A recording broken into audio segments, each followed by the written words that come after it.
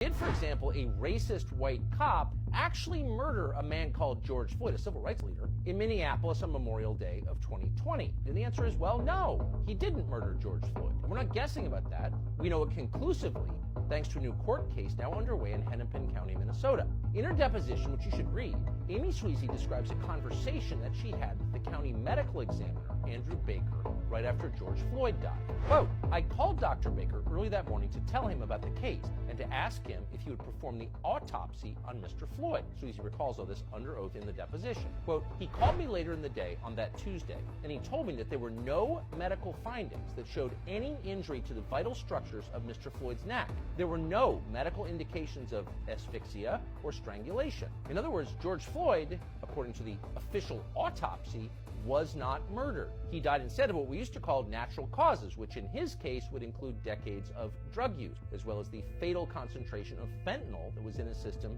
on his final day. And Sweezy explains, "Amy, what happens when the actual evidence doesn't match up with the public narrative that everyone's already decided on?" And then he said, quote, "This is the kind of case that ends career." In other words, everyone lied about it from the very beginning.